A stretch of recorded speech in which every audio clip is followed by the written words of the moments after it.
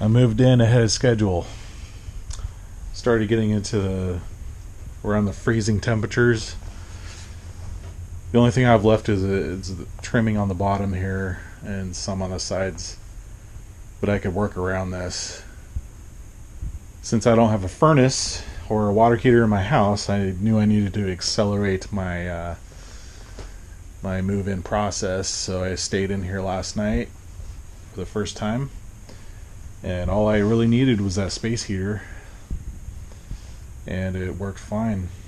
I'll work on other heating ideas. But just have a few more touches. And I'm working on my shower. I'm going to have that finished up. But all the rest of this stuff is pretty much stuff I could work on while I'm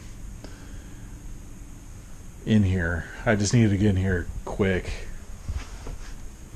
I was not looking forward to being in the house, the drafty house, in the cold again without a furnace. So that's where we're at. I was actually really grateful last night. I was expressing gratefulness to God and just filled with, I think this is the first time I've ever been in a place of my own, rent-free, mortgage-free, without any drafts, and some of the comforts I'm actually feeling like I'm starting to live. And I have no drafts. There might be a little bit under the door, a little bit, but the window had nothing blowing. I had this cloth up for a temporary curtain, and I didn't see it going in or out or anything. So, and I have yet to still seal up some things. So that was good. I'm glad that was the major part of this. I wanted to get it all sealed up so there's no drafts whatsoever, and I could just work with it from there. But my imagination started turning about how I was going to do the rest of his stuff, and so I'll just keep working on it throughout the winter.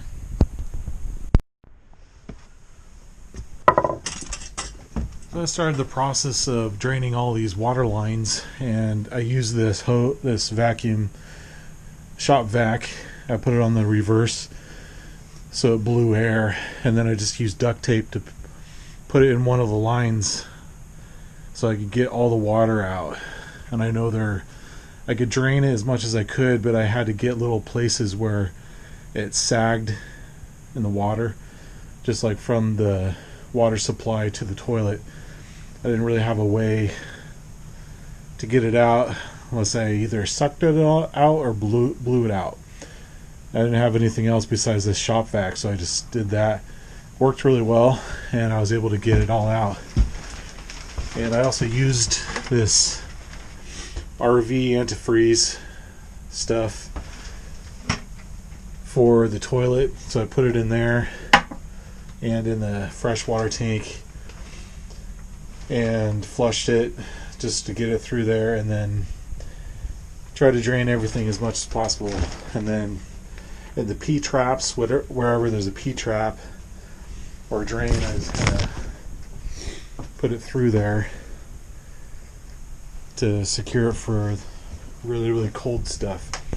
And what this is doing is it's freeing up my life, basically, of worrying about freezing pipes, worrying about keeping it all heated so it doesn't get below freezing. And this is causing a lot of stress, especially last winter, the last 2 winters, because I had to keep the furnace going, and the furnace was having trouble, so both winters. And if the furnace was having trouble, if it couldn't keep up with the cold winters, then all my pipes are going to freeze, and that means hell for everything. So freezing pipes, cracking the toilet.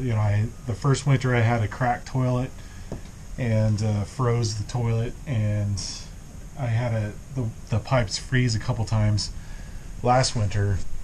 But luckily I had the PEX pipe, which I'm a fan of, because it has some flexibility. So I so there wasn't any disastrous things other than the toilet breaking. So this year I was just going to eliminate all of those worries. I'm going to shut down all the water, and down in the city water source, I shut it down. I put this heat rope on it, so to keep the water meter and just this little part of the city water warmed up.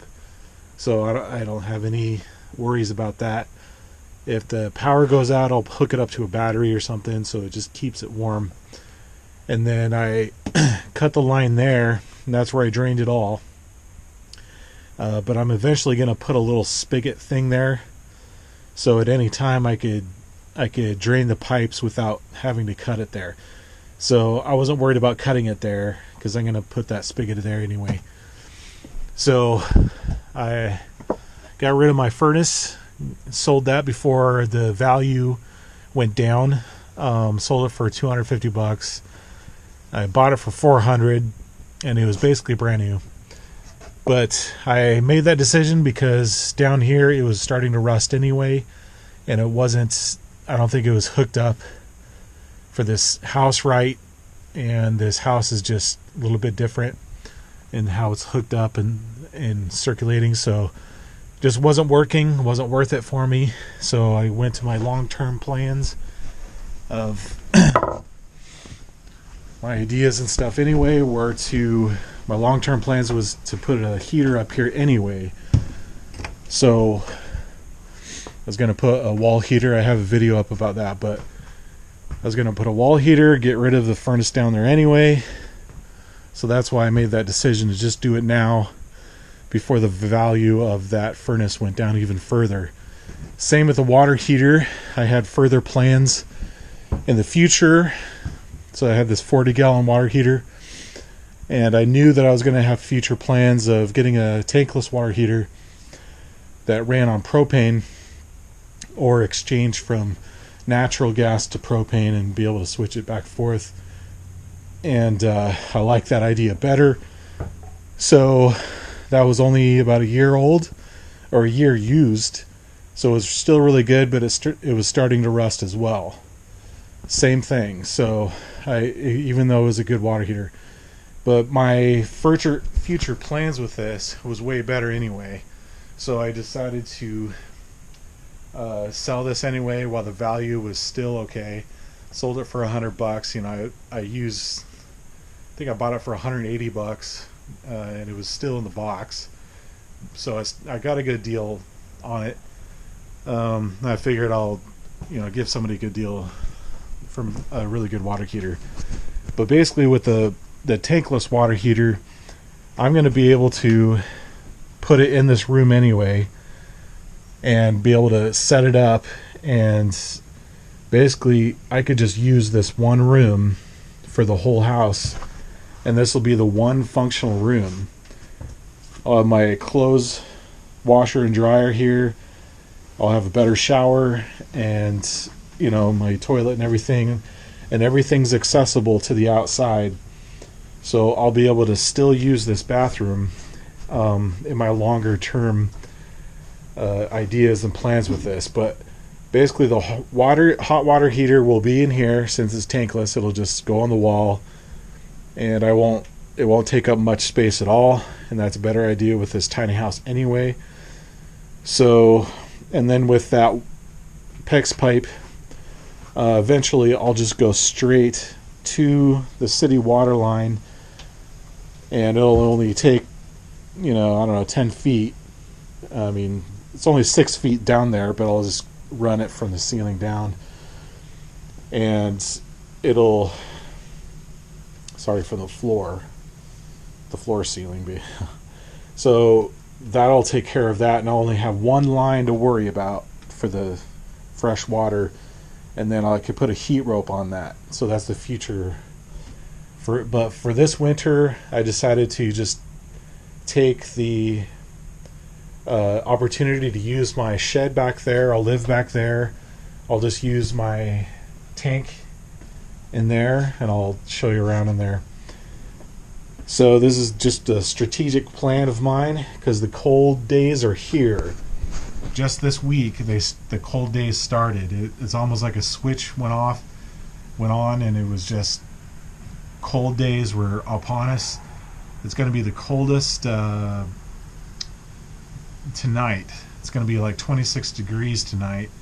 So I needed to take this day as a goal to get everything winterized, basically, so I don't have any of these worries whatsoever, and I don't have to worry about heating a whole drafty house with an unreliable furnace. Just so stressful, incredibly stressful. I can't even describe to you how stressful that is when you're just trying to live, and so you're just thinking about your house freezing and then bursting pipes and then freezing drains and breaking everything. So it's just miserable when that happens.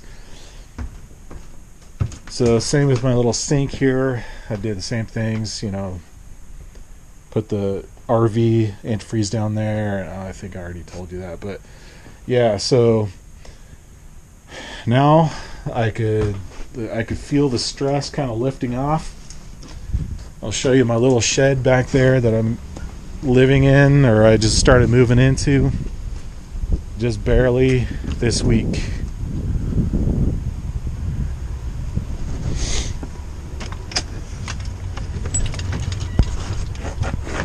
So I have it livable, and I have a lot of temporary stuff in here. So I put some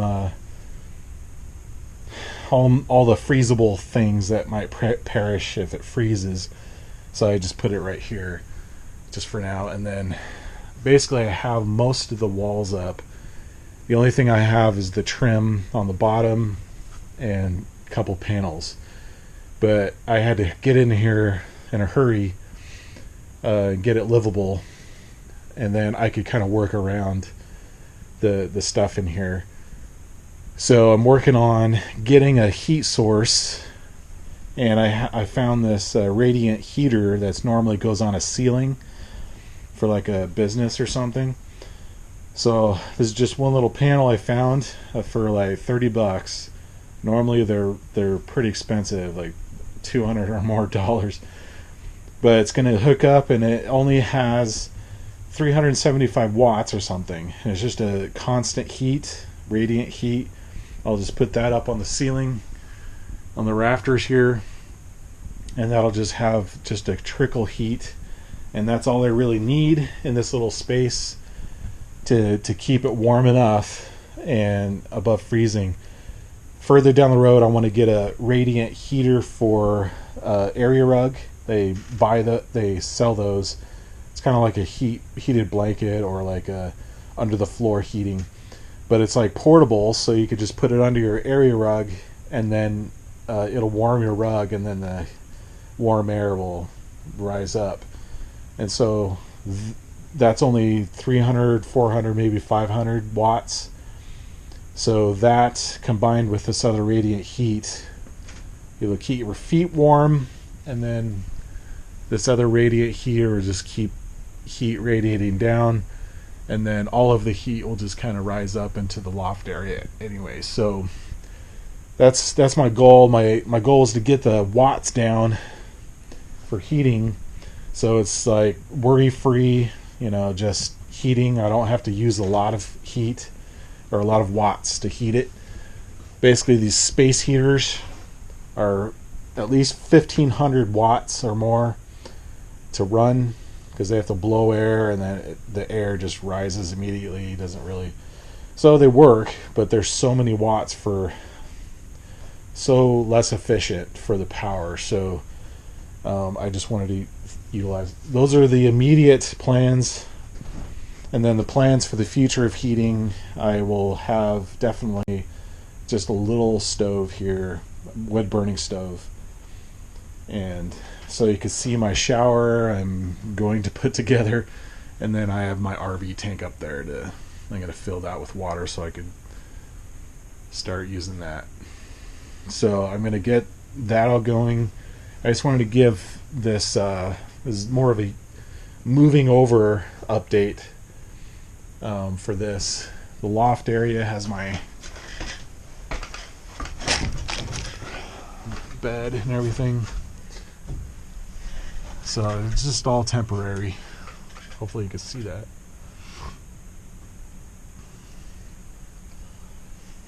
So it's very comfortable up here. I have a space heater. It warms it up within like 2 minutes. But hopefully with these other heat sources, it'll just kind of go up there and I wouldn't have to worry about it. Just be comfortable all the time. I just wanted these running, those radiant heat things just going all the time, so it'll just be cheaper electricity to keep this little space warm. But I'm basically up and running. So I know I sound rushed because basically I'm trying to get all this stuff in there while this, cold comes in, and I have to think about all the things that are going to freeze, and I'm anxious to just get in there, start living, and not have to worry about freezing pipes. So now that I could start really traveling and doing more videos, putting more time into that, and getting up and running, and just not worrying about survival living so much, but just worrying about just going forward and thriving. So that's what I'm doing so far. The garage is getting better organized, and by the way, I'm using this garage space as more of a living area, hangout area. During the winter, it's not going to be so comfortable this winter, but eventually I'll probably insulate it and then have like a heat source for the winter, stove in the middle or something. But that's how I'm kind of living. All my essentials are going to be essential living, or is going to be in that tiny house shed thing for now, for the temporary time, and then I'll have this as kind of an open area to go to for bigger space, put up a table if I want to have company over or whatever. So I love to be accommodating and have people feel comfortable when they come over, and not feel like when they go to my house that they're just uncomfortable. Like, I need to have that comfortable spot. Hopefully I'll have that bathroom up too, so people feel comfortable coming here, and then they know that they have a bathroom to use. And so this house is getting a little more cleared up and empty.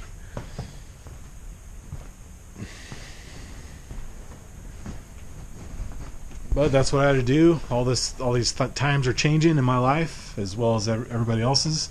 But I had to make these decisions based off of how things are changing, and I just kind of have to strategize. That's basically what living life is. Basically strategize with the resources that you have, and that's pretty much all you can do. Strategize and inspiration. Stick close to Jesus Christ, and He'll give you revelations on what you can do with your life and how you can, with the limited resources you have, He'll provide some miracles for you.